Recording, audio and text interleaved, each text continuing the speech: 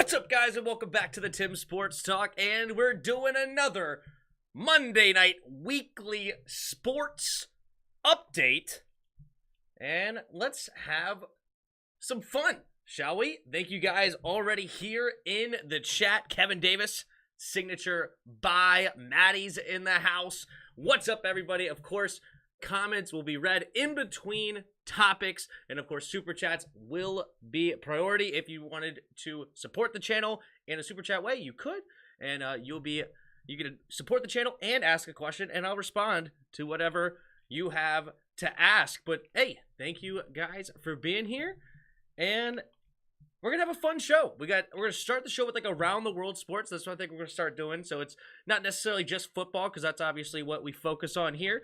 But we'll go a little bit around the world of sports. That'll be fun. And then we're going to hop into the craziness of NFL free agency. So let's get started. All right. So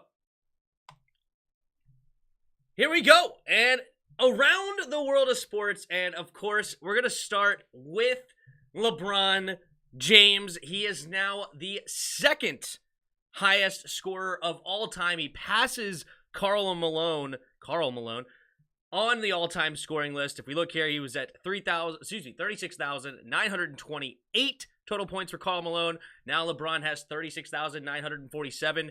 It did come in a loss against the Wizards, which is unfortunate, and the Lakers are not very good this year. Hence why LeBron James is scoring like he's never scored before. Not literally, but this is his third highest points per game season since he was in Cleveland. You have to go all the way back to the 2000 single digits to see this kind of scoring. He's averaging right now 29.8 points per game. That's good for second in the league behind Joel Embiid at 30 flat.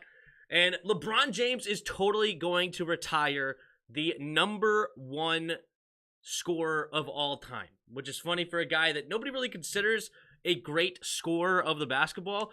When you think about the great scorers of all time, you think of Kevin Durant, even Carmelo Anthony, Michael Jordan, of course, Kobe Bryant, these guys of just being able to score at will. But LeBron is going to be number one, but that's what happens when you play 18 seasons, right? And that's all he's going to need is one more year. He's in his 17th season now. One more year, and he will pass Kareem Abdul-Jabbar.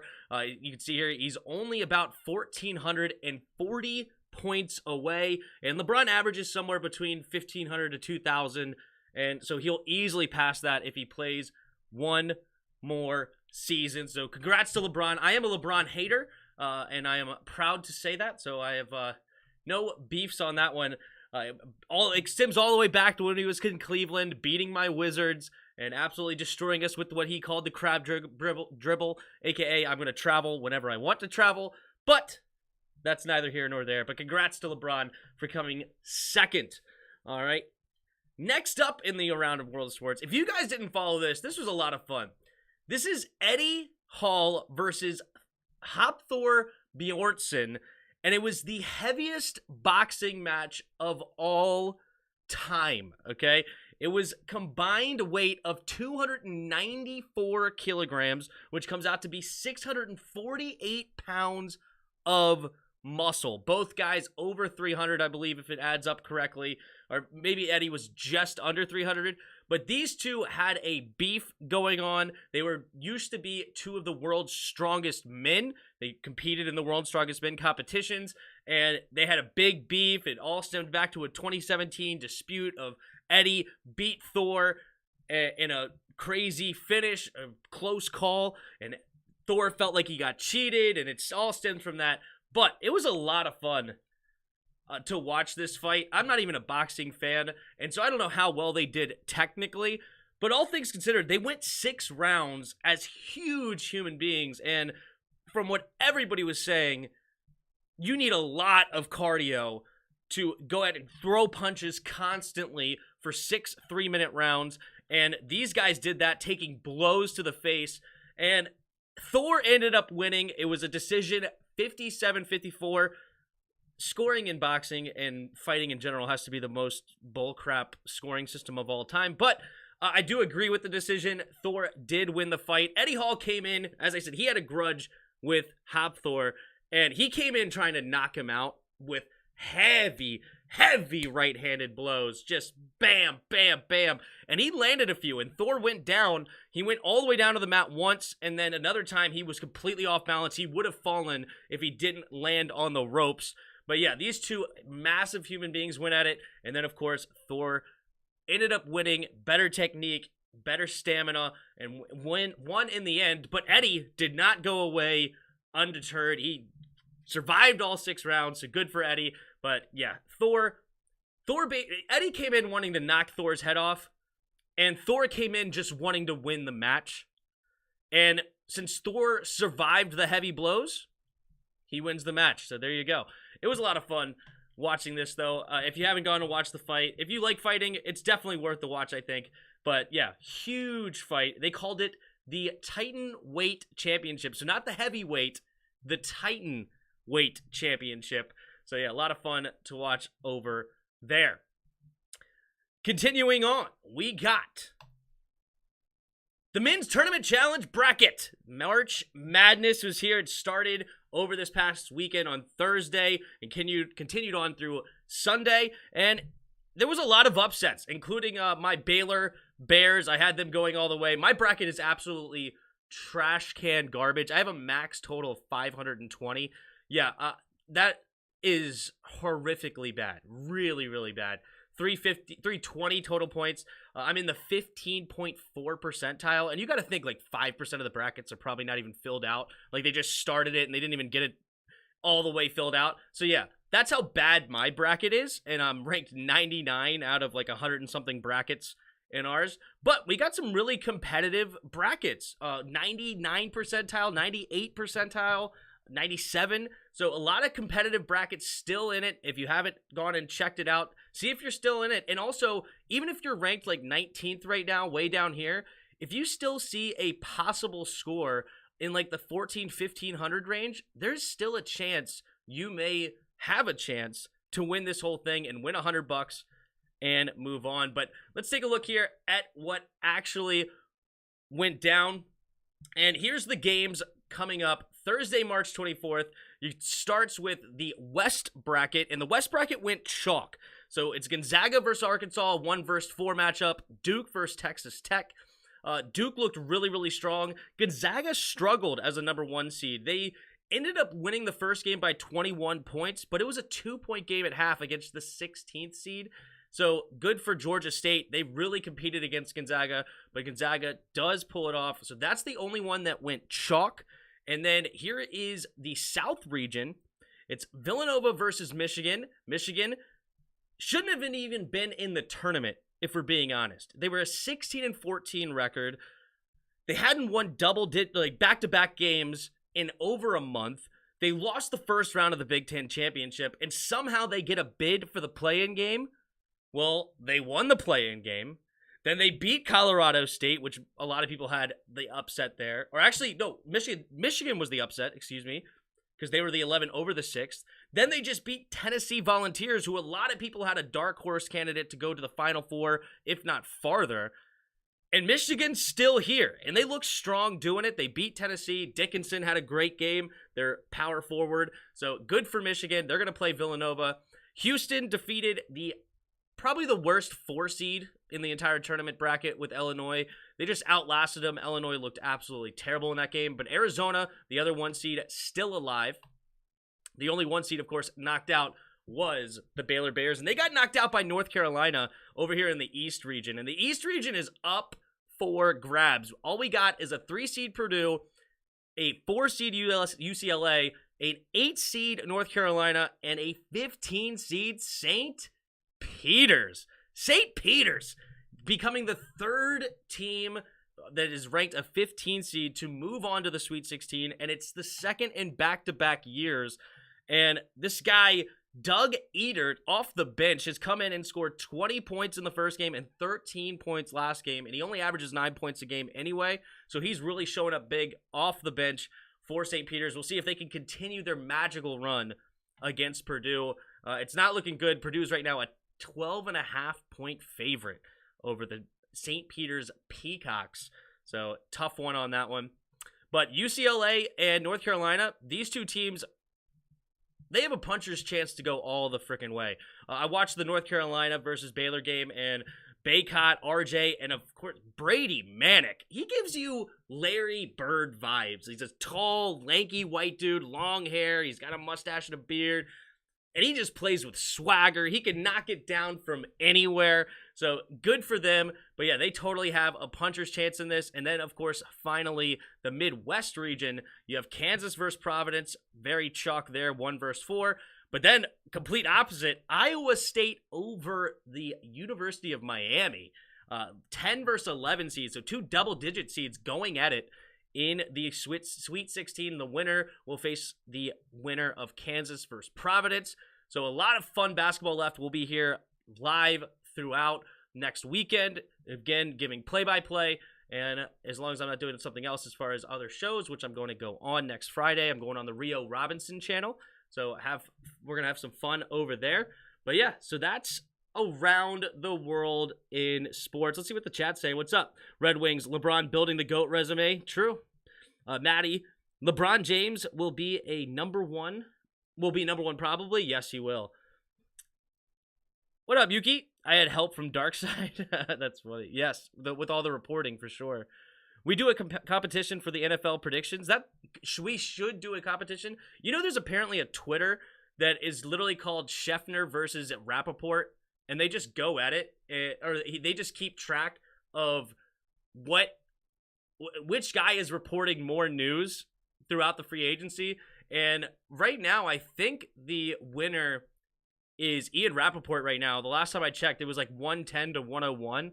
But that's funny just to have a Twitter of who's reporting the most news. If somebody else wants to do that for you guys, Yuki, that'd be fun.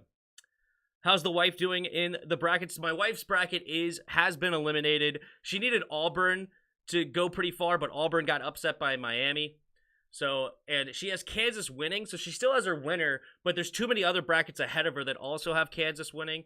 And so it's just, she really doesn't have a chance to come in number 1 seed anymore. All right, moving on. And we're going to head over to the NFL free agency craziness. And it's continuing this week. And there was a lot of big moves. I think it was Expert that asked me, is this the craziest free agency we've ever seen? It's hard to say for sure. But with all the big name quarterbacks, I mean, we have a top 5 arguable talent at the quarterback moving to a new team. We have a former MVP moving to a new team. We have a former Super Bowl champion moving to another team. There was a lot of moves throughout this offseason of just quarterbacks alone. It's pretty incredible what we have. But let's go ahead and hop on that. And we're going to start with the biggest one that happened this week. And it's, of course, Deshaun Watson moves on to Cleveland. And here's the compensation. So Browns, of course, received Deshaun Watson and a 6th-round pick. We'll talk about that in a minute. But the Texans received 3 first-round picks, each in the next 3 years, a 4th round this year, a 3rd round next year, and then a 4th round in the year after that in 2024. So basically, Houston added 2 more picks for each draft of the next 3 years for Deshaun Watson. I think that's probably, honestly, a bit light. I think the Browns kind of got away with a steal as far as the trade compensation. If you don't look at the contract, but if you just look at the trade compensation, arguably Seattle got more for Russell Wilson, and Russell Wilson is, 33, 34 years old? Deshaun Watson's like 27 years old, has so much more years in the tank, and top of the game as well.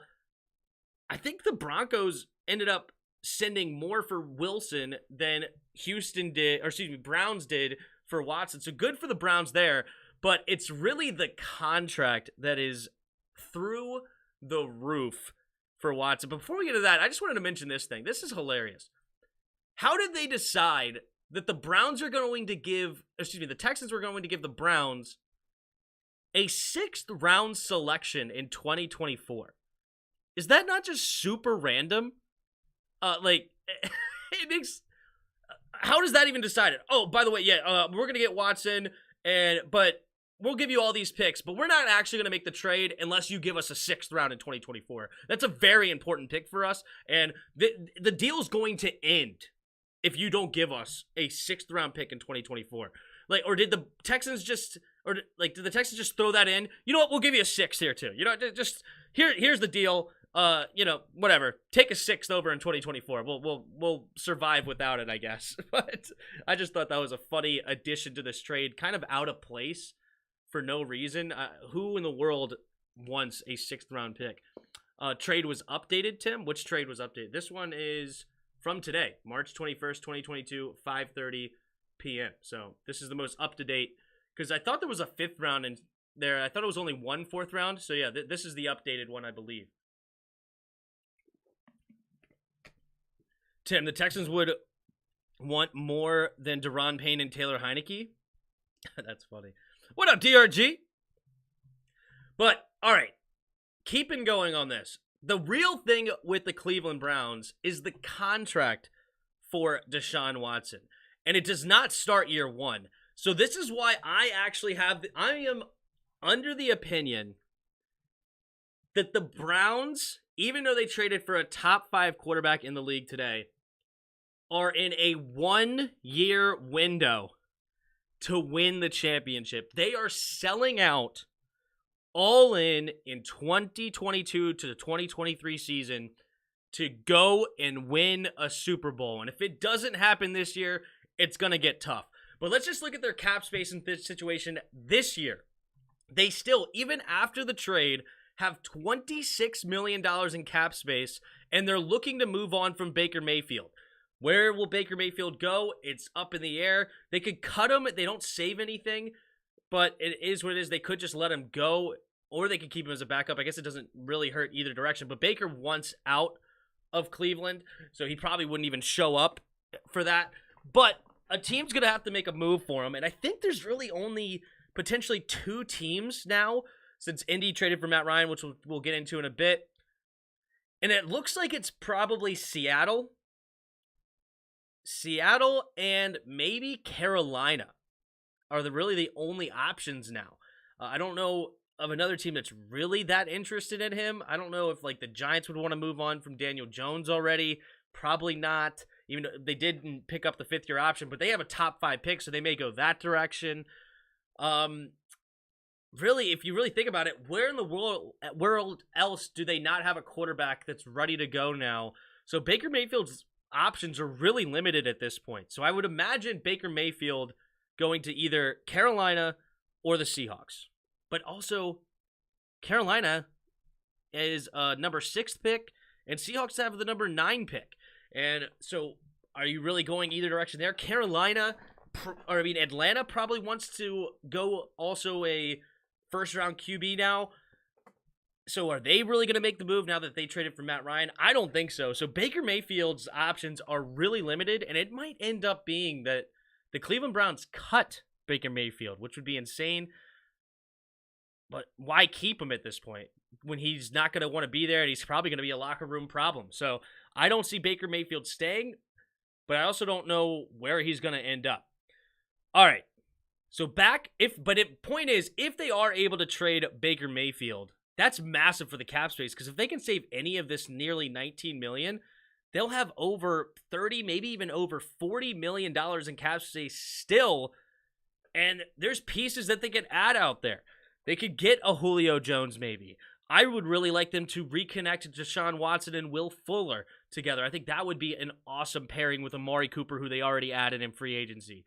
They have Austin Hooper and David Njoku. They could cut David Njoku and save nearly $11 million if they wanted to, because David Njoku just hasn't been living up to his potential.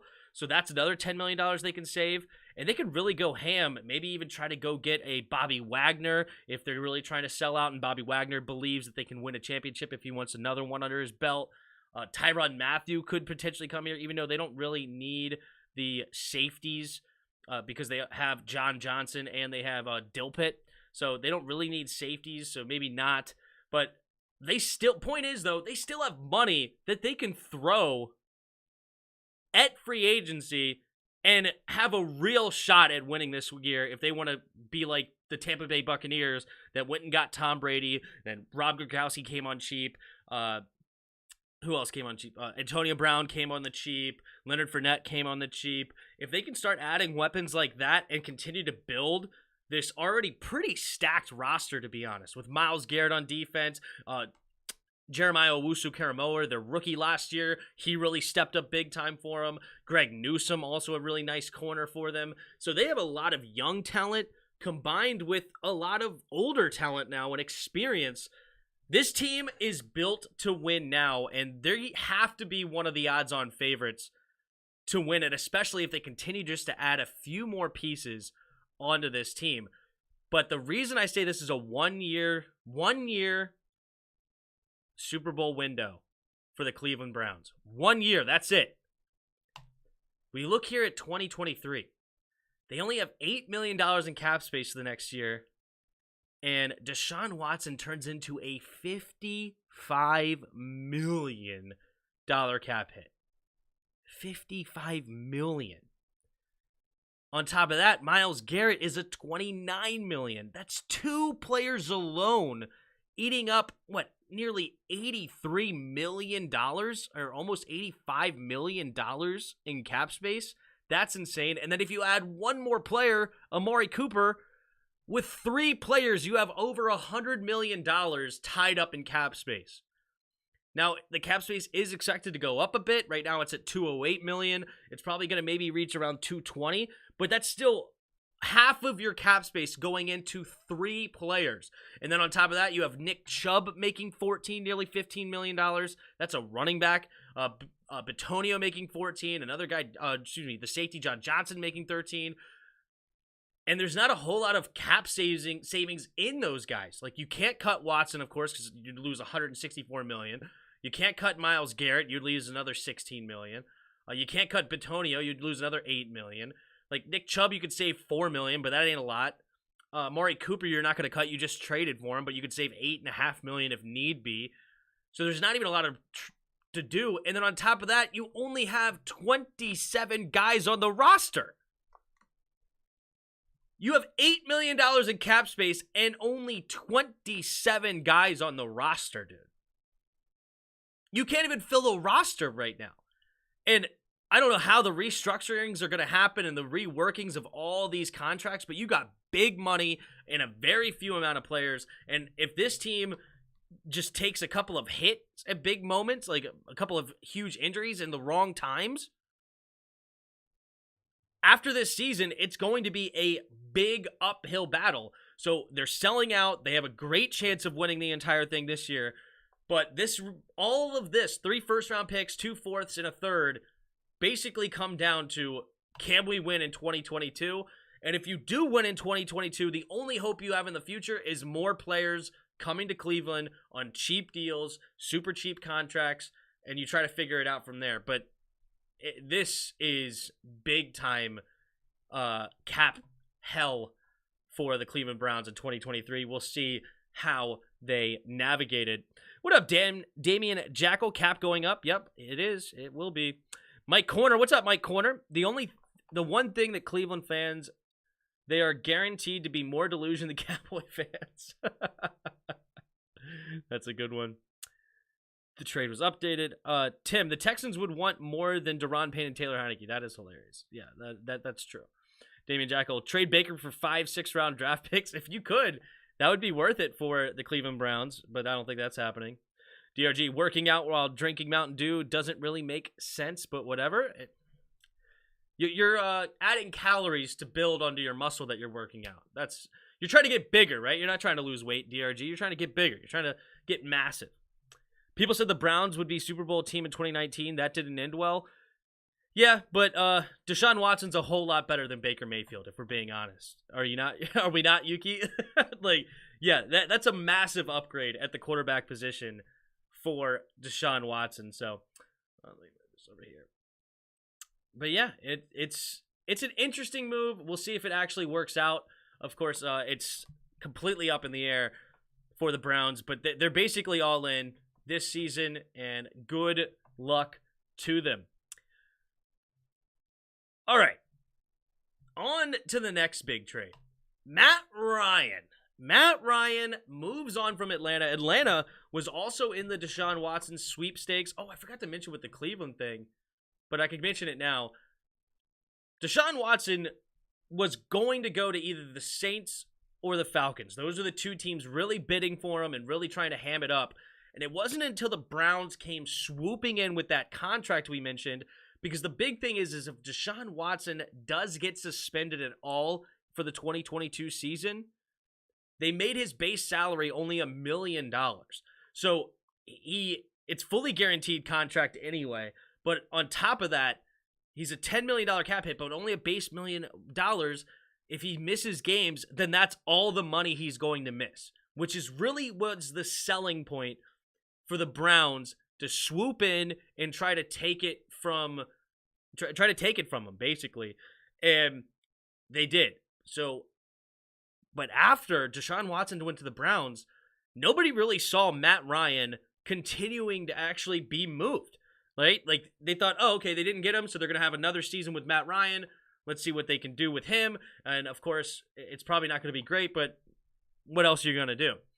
Well, the Falcons do end up moving down, and it ends up only being a third-round draft pick, believe it or not.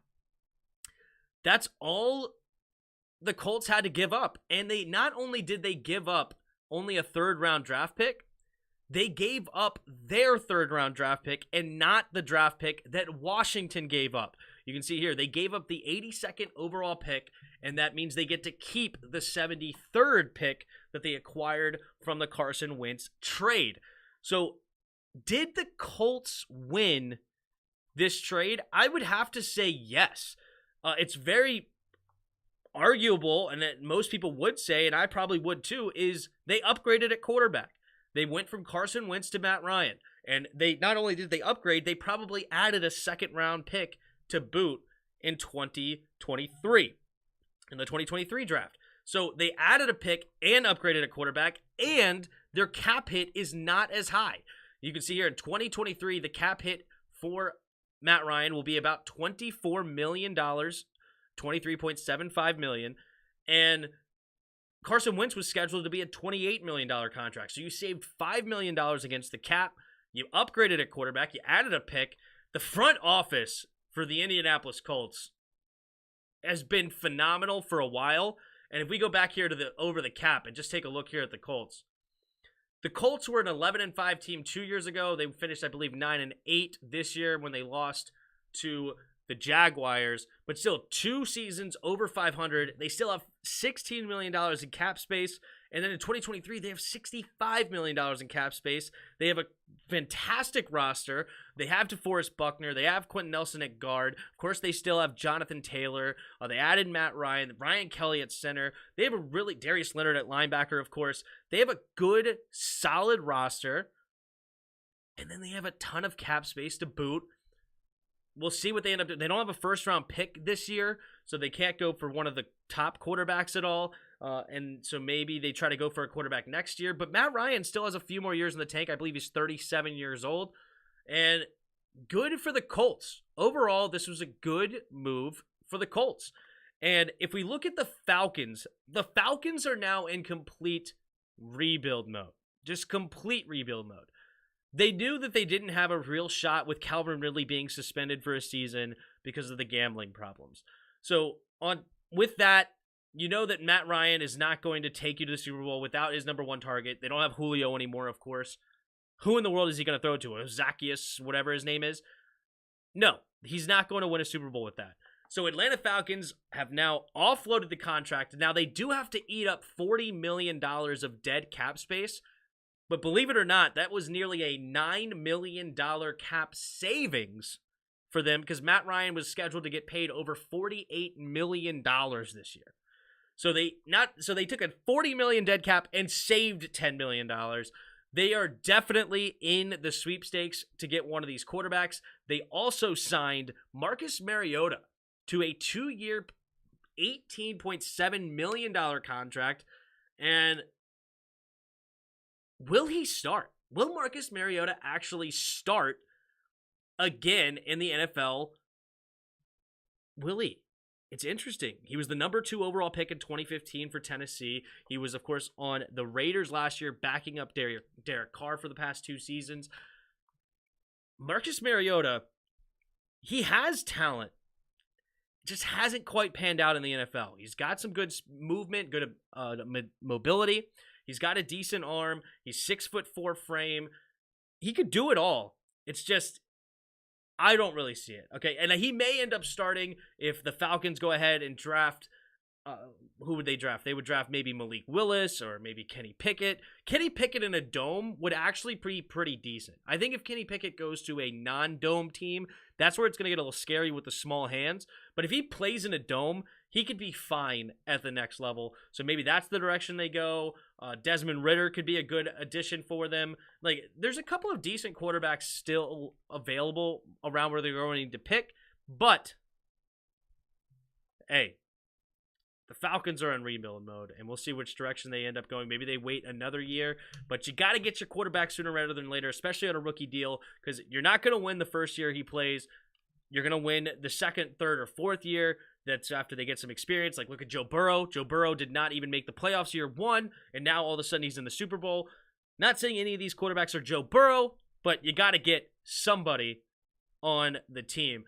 But that is Matt Ryan's deal to the Colts. Damian Jackal, what's up? Browns, Ravens, Steelers, and Bengals. Tough division. We'll see what the Steelers, they have Mitch Trubisky and Dwayne Haskins right now, which is kind of a disaster. I don't know what they're going to do at quarterback, but Steelers are going to have an off year. They could still win defensively, so I'm not going to say that they're going to like go below 500, but they're not. There's no way they're winning 10 games in my opinion, but they're probably going to end up in the 6-7 win range if we're being honest. That's true, Tim. My calories are way up after 5-piece JFC Tender Bowl. Well done. Colts should have been more active in free agency. I mean, there's give and takes to that, right? Who are they going to go get? What are they really after? Is Allen Robinson signed yet?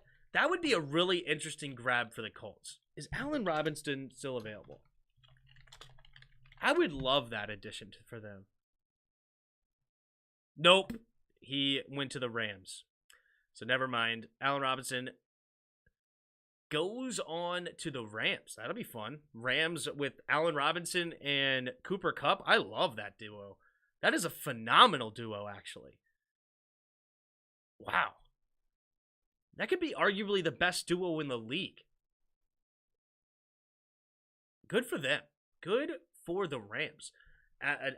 Man, I don't know how they're doing it. I don't know what cap space they're paying people with. They don't have any picks, but they continue to add talent. So good for the Rams. But now, who else are they going to add then? Who's the receivers out there? Yeah, I would probably would have been more aggressive if I was the Colts to get a receiver. But that's about it. I don't know what other position they would really go after. They have a good roster up and down. They got their quarterback now. We'll see. Colts should have been... No, sorry. Michael Hinton in the house. What up, Michael? How you doing? All right, we got... Let's go, Commanders. I have faith in Carson. Tired of the media bashing him. Commandos should have been more active in free agency. I don't know. We'll see. They might get Odell back, and Van Jefferson is very, very solid. Oh, for the Rams. Yeah. Maybe Odell is a guy that the Colts could go after. That would be interesting. That'd be really interesting. Or maybe they go for Julio Jones. Reconnect Julio Jones with Matt Ryan. Wouldn't that be a thing? Cap space is a myth. Cap space is cap, right? Cap space is cap. That's hilarious. Good for the Rams. If they have Odell Beckham, they have Allen Robinson, and they have Cooper Kupp. Good gosh. Oh, Yuki telling me to check Twitter post. Let's take a look real quick. Yes, we're about to get into that, actually. We're going to get into that. Let's actually hop into that. So, we already talked about the Marcus Mariota.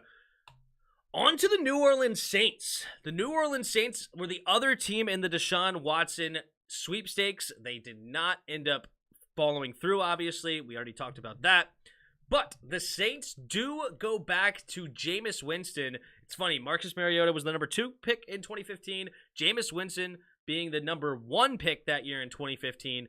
They both got new deals, but not what you would expect for a number 1 and number 2 overall pick.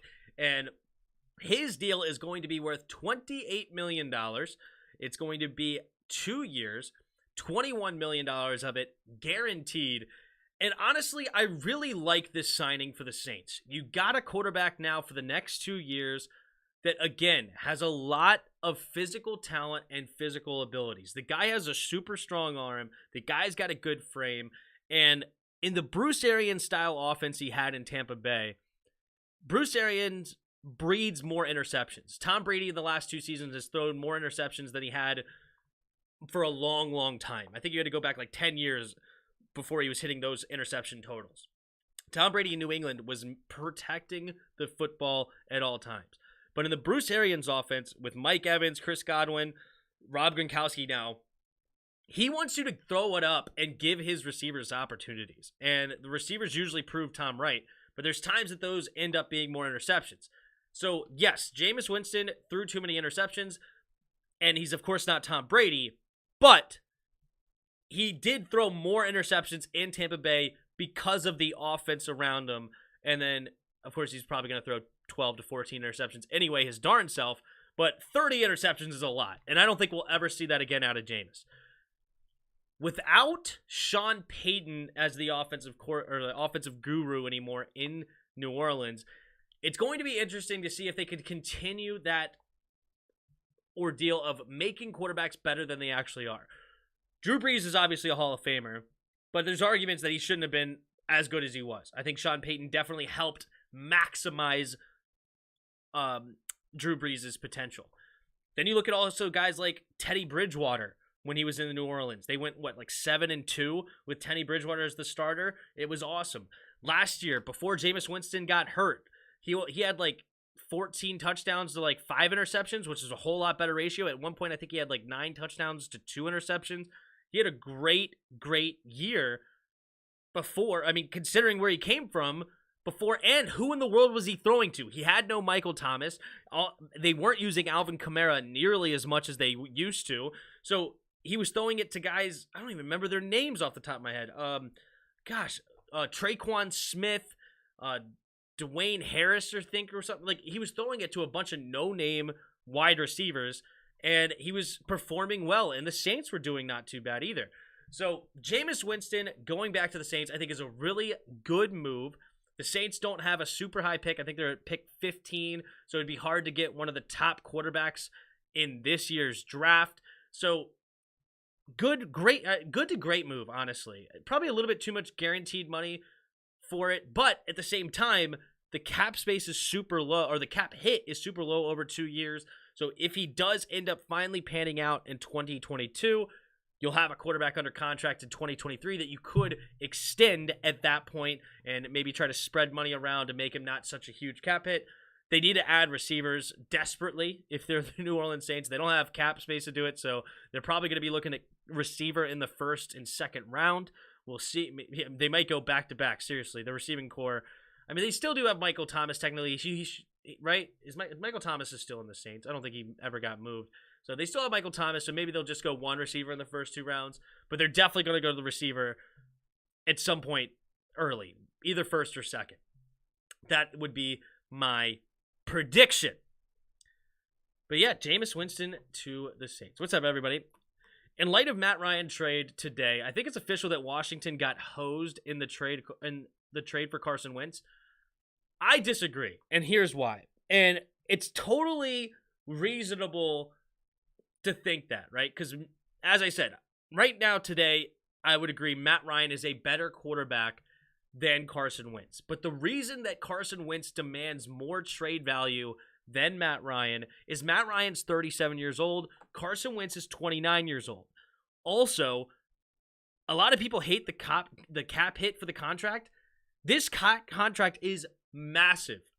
If Carson Wentz turns into your franchise guy, which understandably is a pretty big if. I mean, 50-50 at this point. It could literally go either way. He's got the talent. He's got the size. He's got experience. he totally can become that guy, but he also totally could flop. He has leadership problems potentially, even though other people are coming out, other players, and kind of dispelling that, but that's definitely been a big rumor around him. He's clearly had injury problems in the past, that he could continue to get injured more. So it literally could go either direction. But here's why it's great. First off, if it works, you got a guy under contract for the next 3 seasons, that only for next 2 seasons after this, a $26 and a $27 million cap hit with no guaranteed money. Massive. You could save a ton of money just by cutting him. Boom, poof, and you get $26 million back, or the year after that, poof, $27 million back. Easy money. But if he's hitting, that is a cheap quarterback. All right? Most quarterbacks are now getting paid in the 30s of millions of dollars. Or you have to trade a bunch of capital for him, and the other team eats it. But they're making $30 million or more. Kirk Cousins just got paid $35 million. Matt Ryan was going to be a $48 million contract. The list could go on of massive cap hits throughout the league for pretty much average to subpar quarterbacks. Jimmy G's a $27 million cap hit this year. What? So it's a good contract if it hits, and if it doesn't, you can escape free, right? Of course, you did give up 2 picks, but that's a small price to pay for a guy that could be your quarterback for the next 10 years, right? So that's why I think it's that's why there's more capital in it, right? You're trading for what he can do and what he can produce and what he has potential to be, compared to what Matt Ryan and what you just said. In short, one is a proven commodity. The other is mere optimistic potential. I'll let you decide which is worse, or which one's Weiss. I don't know what which one's which. Sorry. Yes. Matt Ryan, MVP candidate a couple of years ago. Totally a really good to great quarterback in this league. He's been top 5 in most statistical categories probably in the last 10 years. He's had 5,000-yard seasons. The guy can ball, all right? And he's been to the Super Bowl. He ended up losing the Super Bowl, but he went to the Super Bowl. I understand this. Completely understand this. But you got to look at it as an all-encompassing thing. It's not just today what is the best deal. It's also what it could be in the future. Deshaun Watson bringing in the Brinks trucks for sure. For sure. That is hilarious. All right. The last piece of thing that I wanted to touch on, and we'll just continue to go back and forth if you guys want to continue to comment, is the drama in Washington in Buffalo, really, but between Buffalo and Washington. This is interesting.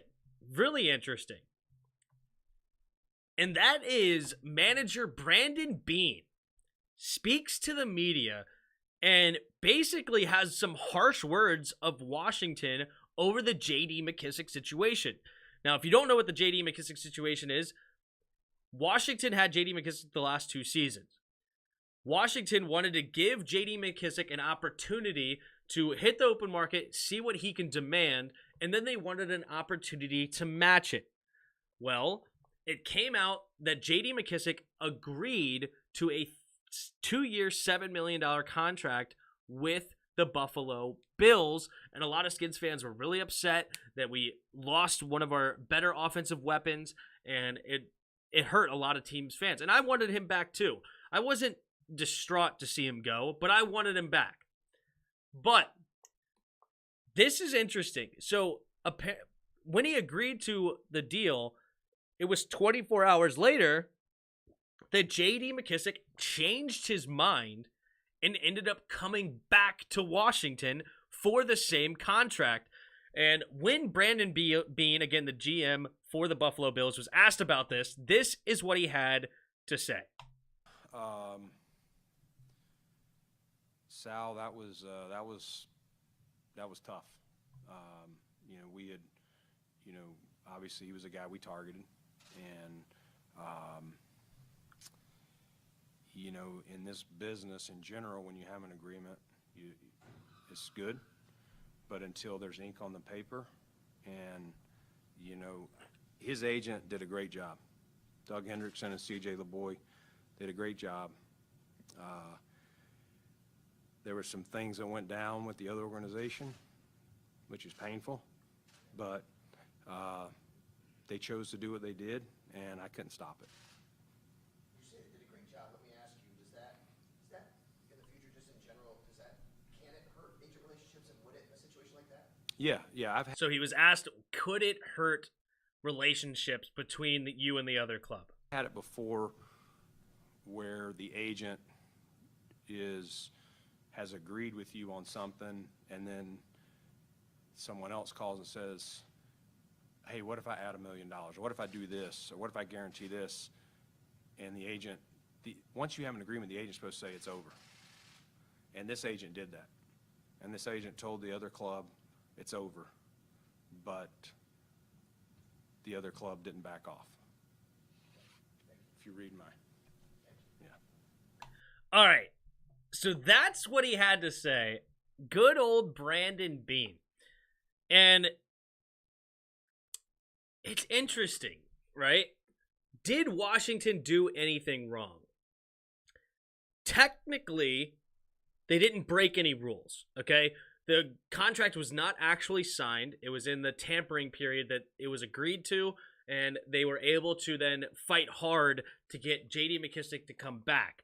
Now, there was reports that apparently it was Antonio Gibson, of course, the starting running back for Washington, in the same running back room as J.D., and J.D.'s brother that really were the ones pushing for J.D. to come back, right? So was it actually Ron Rivera and Martin Mayhew doing some shady stuff behind the scenes to try to go get J.D. McKissic back? Now, that's pretty much what Brandon Beane is insinuating here. He is insinuating that Washington completely ignored the agreement, didn't give a crap, and continued to pursue, in Beane's mind, his player, right? Now, again, technically, the NFL does not recognize that as a true contract signed. And if anything agreed in those first 2 days, that is completely could be nullified at any moment by the player. And that is the most important thing. Washington didn't add anything else to the deal. They gave him the same deal. They didn't try to sweeten it. They didn't try to do anything. They said, hey, remember, we told you, right? We told you, go out and see what you can get. Whatever you could get, bring it back to us and we'll match it. Or if it's too much, we'll let you know and you could, great for you, continue to go play on for your new team. This was a contract that Washington was willing to match. My assumptions here, now this is total speculation at this point, would be that's exactly what happened. J.D. McKissic's agent got too overzealous. He thought he was probably doing so much for J.D. McKissic, trying to send him to a contender. He got $7 million for him. He got a 2-year deal. He got some guarantees. He viewed this as a win. Hey, you're about to go to a great organization. Go play for Sean McDermott. Go play with Josh Allen. The running back room over there is extremely thin with Zach Moss and Devin Singletary and company. You could be a starter potentially, or definitely a third down starter. You can get a lot of great potential reps over there and a lot of touches in Buffalo. So it sounds like to me, is the agent agreed probably a little bit too fast for J.D. McKissic, right? And also it's very possible J.D. McKissic didn't even think about, oh shoot, I was supposed to bring this back to Washington. I wanted to stay in Washington, but the deal was nice. I also liked the idea of going to Josh Allen. I liked the idea of going to a contender. And it was J.D. McKissic that's like, oh wait, I did say that I would bring back the deal. And it may have been J.D. honoring that, right? And Washington probably also felt hurt in a way. It's like, you didn't even give us a chance. I thought we discussed this. I thought you were going to give us a chance to match, and we're willing to match. So will you come back? It's understandable to be upset. You just lost a player. But I think this idea of throwing shade, like additional shade on the team and acting like they did something truly wrong is too much. I think that you have a really good squad. Are you really going to be that upset about a third down back. And I understand it's the principle and he thinks that he was wronged. I just disagree. I just think that it's not written in ink, or it's not written in stone, and it was the player's decision, right? And again, and he even acknowledged, the agent said the deal is done. And Washington, somebody in Washington, whether it was only Antonio Gibson and only J.D. McKissic's brother that sent the text, continued to pursue. It's very possible that Martin Mayhew and Ron Rivera didn't do this, right? Now, the one thing that Ron Rivera and Martin Mayhew did do was accept him back. What are you going to say? J.D. McKissic comes back, yeah, I want to sign with you guys, actually. If you guys will give me this deal, I want to sign with you guys. No, you signed with the other team. Get out of my office, right? Don't lose my number. Don't call me anymore. You already agreed to terms with the other deal. I'm not talking to you. It's like, no, you want to come back? We want you back. You haven't signed the deal yet. It's your decision. If you want to come back, we'll take you back. Like, is that really what Brandon Beane is expecting? Is Washington to say, no. Nope, you're not allowed. You're not allowed here anymore. You agreed over there. We don't want you back anymore. Of course not. Of course not. And I think that this is too much. I think it's wrong. And if he really holds a grudge over this, I think he's being pretty darn petty. Pretty petty here. And he knows darn well he would have done the same thing if, I don't know what free agent they had this year, but let's say they wanted Devin Singletary, and Devin Singletary agreed to a deal, but then he's like, you know what, hey, I actually really want to come back to Buffalo. Will you match this? And if they really wanted him back, he wouldn't be like, no, you agreed over there, so just stay over there. Oh, so you didn't want me back? So you were just lying to my face of, oh, you didn't actually want me? You told me to bring back the contract, and you told me to come back to you with the contract, but now because you heard Adam Schefter reported on Twitter, now all of a sudden we can't negotiate anymore? I didn't sign any agreement. I just verbally agreed, but I forgot that I wanted to do this. There's too much nonsense there because he knows it darn well he would have done it. And I think this is pretty scummy. And it's funny because he's accusing Washington of being scummy, but I highly doubt if he had a real player that he wanted and they decided that they wanted to come back during the tampering period, he would have done it. What up, everybody? Expert JK, Beane is acting like NFL players don't do this, especially coaches like Josh McDaniels backing from the Colts or Randy Gregory backing from the Cowgirls. Yeah, exactly. Like, it's the player's decision, right? Like, were the Broncos, when Randy Gregory agreed to a deal with the Cowboys, were the Broncos supposed to be like, nope, that's the Cowboys' commodity now. We can't touch him. What is this, middle school with teenage girls? No, I like that boy. You're not allowed to date that. I like that boy, so you're not allowed to date that boy, right? Like, you can't talk. You can't even think about dating. It's like, dude, you haven't even, like, okay, you went on one date. It didn't work out. He wants to date me now, right? Or even worse, my ex-boyfriend in this case, my ex-boyfriend goes and has a date over there with her, and he decides, you know what? Nah, that's not. I want to come back to me, and I'm supposed to be like, no, you chose her. Don't come back to here. It's like, no, I really want to still be with you. It sucks that we couldn't make it work in the first time, but I'm willing to give you a second chance, and let's do this thing, right? It's the same idea. And if that girl's gonna be mad,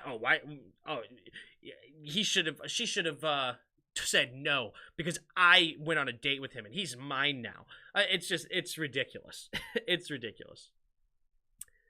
It's not wrong when he's a restricted free agent. I think he's unrestricted, to be honest. Tibbler Hunter, they didn't do anything wrong, but maybe were a little unethical. I don't know. That's the thing. Did they do something unethical? And they very well may have. He's making the claim that Martin Mayhew and Ron Rivera pursued hard and went over the agent and got J.D. McKissic to come back. Did they? Did Ron Rivera and Martin Mayhew even talk to JD? Right? Are they even supposed to go straight to JD? He has an agent for a reason. They're supposed to go to the agent. So it sounds like they went to the agent. The agent said no, but Antonio Gibson apparently texted him And it's like, hey, man, I thought we wanted to come back. Let's do this thing. Remember, Martin Mayhew said, hey, like, we'll match the deal. And then he calls Martin Mayhew, maybe, or tells his agent to call back to Martin Mayhew, or whatever, however the case may be. J.D. McKissic decided to go back. It's his decision. Brady getting a little over $10 million this year against the cap. That's awesome. That's good for Tampa Bay. I don't get why he's bad, dude. Got Jamison Crowder on a 1-year deal, $4 million. He is ungrateful. Yeah, and they just signed Von Miller. They have a deep squad, man. Buffalo ain't hurting. Let's go over here to the Buffalo roster real quick. Yeah, Buffalo Bills aren't hurting too bad. They still have Stephon Diggs, who is under $20 million. That's a steal within itself. Tre'Davious White at $16 million. They didn't even have him last year, so they're getting him back. Josh Allen at $16 million. Yes, please. Who else do they got? They got Tremaine Edmonds, first-round pick, linebacker, I believe. Jordan Poyer and Micah Hyde, 2 studs in the safety room. So Ed Oliver in the middle. Von Miller. They also have, who is it? Gregory Rousseau, I think, on a rookie deal. AJ Epinesa, let's see if he could do anything. He's a former first-round pick as well. Didn't they get Rousseau? Isn't that who they have? No, they got Jordan Phillips. Where did Gregory? No, yeah, there he is. Gregory Rousseau. Last year's draft, another defensive end. They got Tim Settle from Washington, really solid. Did they still? They reacquired the tight end. What's his name? Knox, right? Yep, Dawson Knox is still under contract there. So yeah, they have a lot. They have a lot of talent over in Buffalo. A lot. And then they got more draft picks this year. Buffalo is going to be just fine just because they didn't get a third down running back. It'll be good. Running backs are replaceable. Just get one in the draft. I agree. Sour grapes on the behalf of Bean. Yup. NIL deal is going crazy. NIL deal.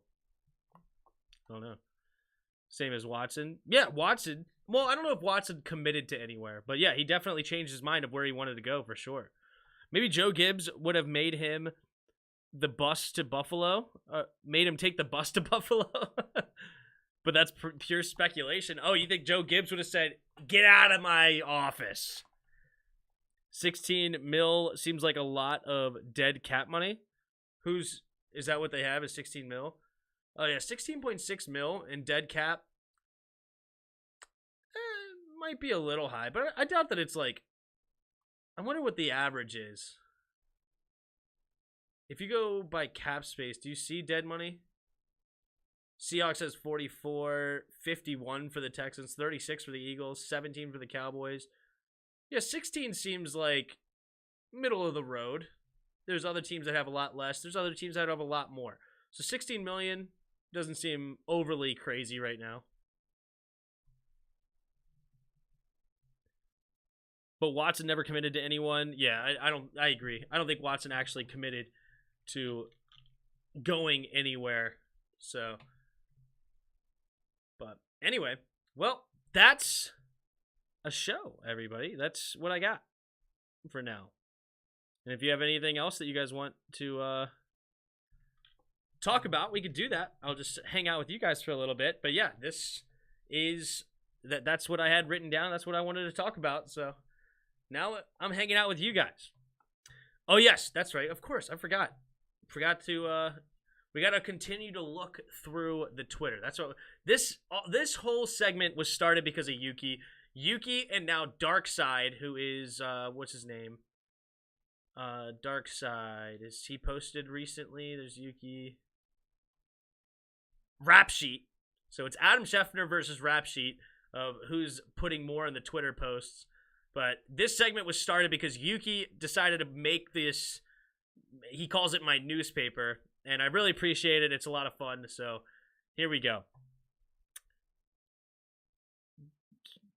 Besides the Jameis Winston news, yeah, we're going to go through it. 16 is middle or low. I mean, Seattle has a ton of dead caps for sure.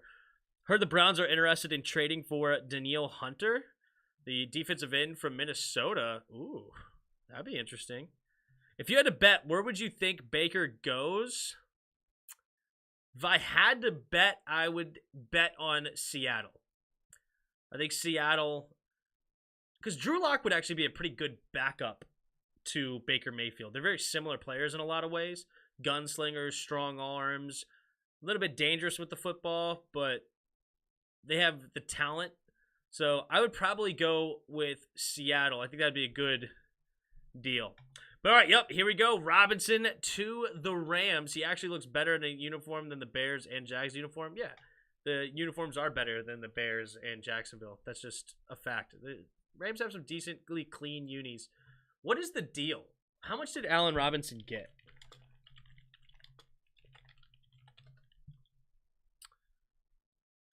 Three-year, $46 million. That's actually not that bad. 3-year, 46.5. That's only $15.5 million. Allen Robinson's totally worth that. I mean, he's better than Christian Kirk, and he got less than Christian Kirk. Jeez. Good for Allen Robinson to get that kind of a contract. Moving on through here. Bills signed Jamison Crowder to a 1-year deal. Nice little slot receiver. Do they still have Cole Beasley? If not, Jamison Crowder is a phenomenal pickup to replace Cole Beasley's production. Tight end Robert Tonyan re-signs with the Packers. Darn it. I wanted Robert Tonyan. I love that pickup. That's good. Compensation update for the Falcons are giving Raiders quarterback Marcus Mariota a 2-year, $18.7. We talked about that. Kyler Fackrell, linebacker for the Raiders, signing a 1-year deal with them. Adding 1-year deal, I'm assuming back with the Raiders.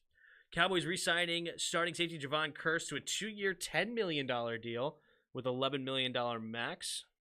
I don't think that's too interesting. Raiders re-sign offensive tackle Brandon Parker. He started 13 games for them last season. I wonder what he got paid. Chargers signed former Packers, Jaguars punter J.K. Scott. Chargers adding more depth to an already stacked team. Now they have a punter. It's like, that's funny.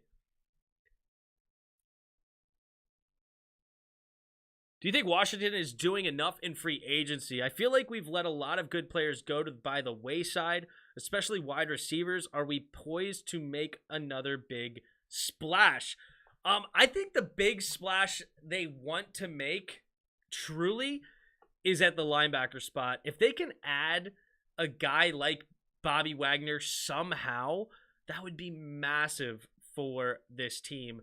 And that pretty much opens up the door to taking a receiver at 11. Now, I don't like wide receivers in the first round, but if you're talking about paying a big name receiver in free agency, you can add a cheap one.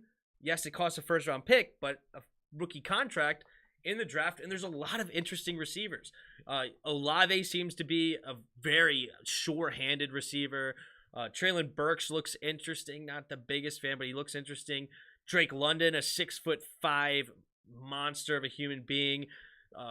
He's really solid. Who else is out there? Garrett Wilson from Ohio State as well.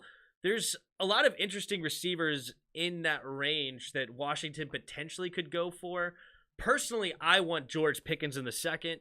If George Pickens somehow is there at pick number 48, I believe we have, that's an absolute steal in the second round, in my opinion. A 6'3", runs a 4.4, you can get separation, great hands. George Pickens, honestly, in my opinion, should be considered one of the better, if not the best receiver coming in this draft. The only reason he's falling so hard is because he tore his ACL. But even after he tore his ACL, he just ran a 4.4. So it didn't hurt him too bad. Watson told Browns no between Atlanta and New Orleans. Browns come back with the bag. He says yes to the Browns. Yes.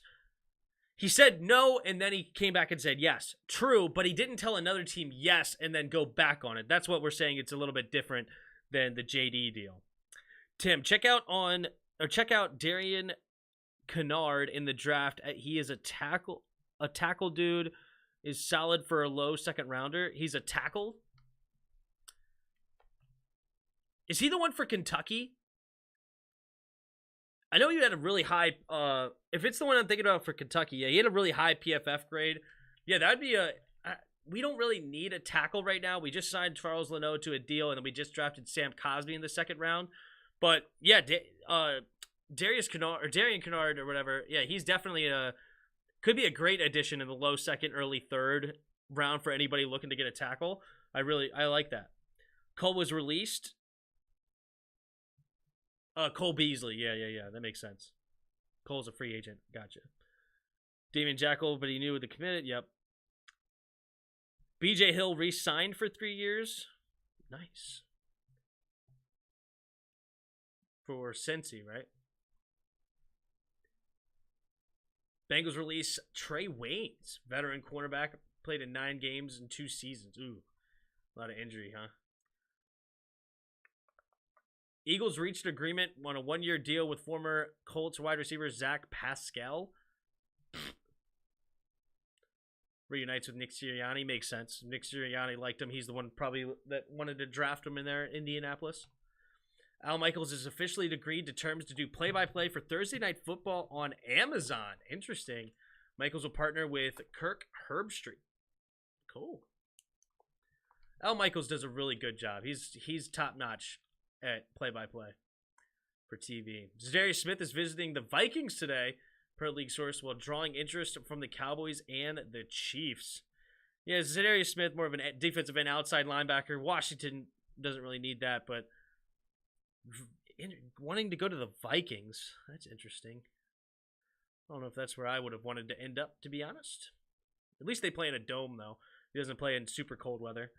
In other words, former Rams and Lions kicker Ryan Santoso is signing with the Jaguars. Ryan Santoso, kicker.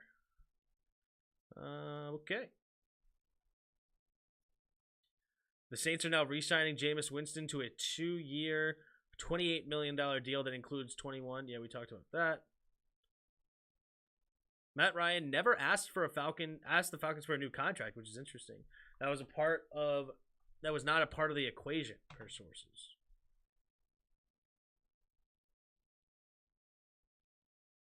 The Browns will try to trade Baker Mayfield, but it appears Matt Ryan's situation will likely be sorted out first, which ended up being true.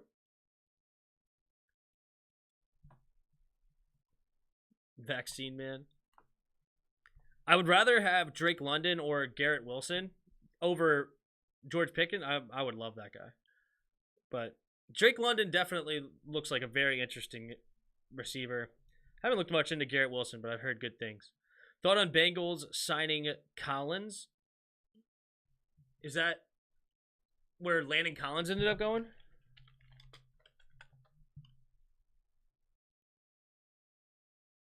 No, he's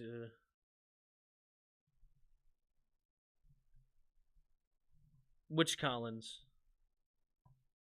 Who did the Bengals sign? Bengals signed Collins.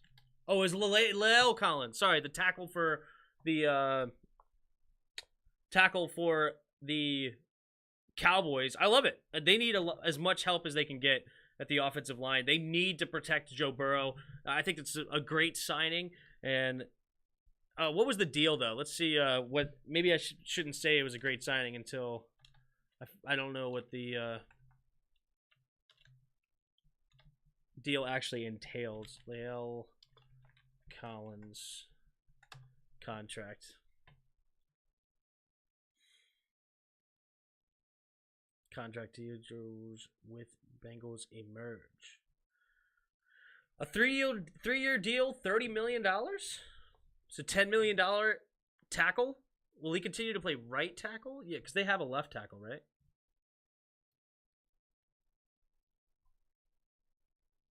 Because he played right tackle for the Cowboys, so. Because don't they have already the Bengals have a left tackle? Take a look at the Bengals depth chart here. Yeah, Jonah Williams, that's who it is. So yeah, they added Alex Kappa, Ted Karras, and LL Collins. They completely revamped this offensive line, and they have Jackson Carman, who was a tackle out of Clemson that they played at guard last year. If he could continue to grow, the dude's monstrous. That he could totally be he should be a good guard, honestly. So, yeah, they've really added to that offensive line, which is really all they needed to add, if we're being honest. Their defense maybe could add, maybe another linebacker or pass rusher. You know, Sam Hubbard, Trey Higgins are still good, but maybe another rotational guy. Cam Sample, though, is still a guy that could come off the bench. They also drafted Joseph Osai last year. So, man, what do they really need? Maybe some interior defensive linemen? And they need some corners. Eli Apple can't be your corner. That's what they need. They're going to be drafting a corner in the first round, which there's a lot of interesting first-round corners. I don't know what will fall to them, but they got to go corner now. That's got to be a top priority for them. They've already fixed that. Maybe go tight end somewhere. This team totally could be back in the Super Bowl.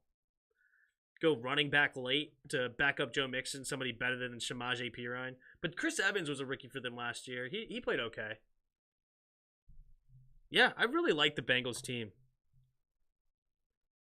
Really solid deal. At least we can get to see Deshaun against Lamar twice a year. That'll be a fun one. That's a great point. If Lamar Jackson... You got to wonder what Lamar Jackson's going to demand. The biggest thing, though, they got to fire Greg Roman. Will the Ravens fire Greg Roman at any point? Like, it's unbelievable that he still has a job. He's got to be the worst offensive coordinator that still has a job somehow. I don't understand it. Thiago, what up, Thiago? Skins need some linebackers? You ain't never lie. You're not lying over there. Skins definitely need a middle linebacker big time. Tight end Woods from Virginia looks intriguing. Yeah, I haven't really looked into the tight ends because I don't want Washington to draft one. Other people do want Washington to draft one. I want to wait and go after Mayer from Notre Dame next year. He may end up being a first-round pick, but I would love that dude. That guy, he's a stud. Big body. He could be a great tight end at the next level. I would love to get him. Greg Roman left? Oh, shoot, I forgot. I didn't even hear about that. Greg Roman left? That is massive.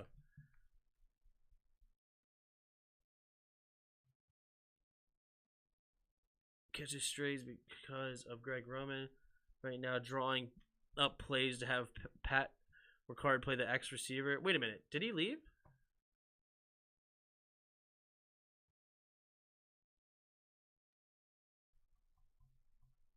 It still says he's the offensive coordinator for the Ravens. He re-signed. Ugh. Imagine re-signing that. Ugh. Look, I'm not in love with Greg Roman. This is a fan, I guess. But how did he go in 2 years from architecting one of the top 5 offenses in NFL history to not knowing how many players line up on the field? Oh, man. That's because freaking Lamar Jackson's a stud, okay? He outperformed how terrible Greg Roman is. That's why. No, he got gotten mixed up. Fair enough. Yeah, Greg Roman needs to go in Baltimore. If they want to continue to succeed, they need to get rid of him. Got to. It's a must. But they won't. Because I guess John Harbaugh really likes Greg Roman. But Greg Roman is terrible. Expert doing expert things. Expert JK. He's an expert. Just kidding. Just kidding. Good deal. Good deal. All right, guys. It was fun. Got a little over an hour into this, so this was a good time. I will be back, of course, Wednesday for Skins in the Game with JW. So be there, be square. Also, Rio Robinson is having me on his channel Friday night. I have to confirm again what time. I believe he said 7:30 Eastern time. So come hang out with Rio and I don't know, he may have other people on the channel. I don't know if I was supposed to announce that or not, but I did. Sorry, Rio, if you didn't want me to, but it'll be fun nonetheless. So make sure you hop over there. If you haven't subscribed to Rio already, he does a lot of great work over there. He's a big crap talker, much more than me. He's a lot of fun to listen to. You know, he can hype up a fan base. I like to be what's more of the realistic fan, and not to say that he's like unrealistic, but he can definitely get really hyped, and it's a lot of fun. So good for him. How's Tim the Statman going? I'm thinking about hitting up my sister again and try to actually come up with a complete rebrand, and that may happen pretty soon. But I don't know how soon. It may take a month or two still. Like, I'm going to try to do it right and really get a rebrand going. But that actually might, I think that, I'm really leaning towards, I think that's going to happen. Where the heck is Terry's contract? I'm scared. You ain't never lie, Thiago. I want a contract so bad. I really wish it would happen. Your Kenny Pickett's hand size grew. Well, he has the double-jointed thumb. Can't forget that. The defensive coordinator got fired for the Ravens. I thought he was Greg Roman. I got you. No, it's the offensive coordinator that's garbage. How in the world did the Ravens defensive coordinator get fired before Greg Roman? That is terrible. The only thing I can think of is Lamar Jackson is standing for him. You know, Lamar Jackson saying, no, you know what? I love Greg Roman. Please keep Greg Roman here, and that's what's going to make me happy. Maybe he's standing for him. It's kind of like what everybody was saying about Carson Wentz, of how he's a terrible leader and nobody likes him, blah, blah, blah. But then Darius Leonard, the best player on the defense, coming out saying he's going to miss Carson Wentz. Jonathan Taylor, the best player on the team, probably is coming out saying he's going to miss Carson Wentz. It's one of those things where it's like, it seems like everybody else says screw Carson Wentz on the outside, but then when you get onto the inside, everybody's like, we love him. And the same thing now happened with Greg Roman, I guess. Everybody on the outside's like, Greg Roman has to go. And they're saying, nope, Greg Roman has to stay. So whatever, it is what it is. But thanks for everybody for coming on by. Hit the like button, hit the subscribe button. Also in the description below, there's a Discord link. Hop in the Discord if you haven't already. And thank you for much. There's also donation links in the description below. If you feel so kind, you could donate to the channel. But thanks for everybody who watched. It was a lot of fun. And we will be back again next week. And we'll see you Wednesday for Skins in the Game. And until next time. See ya!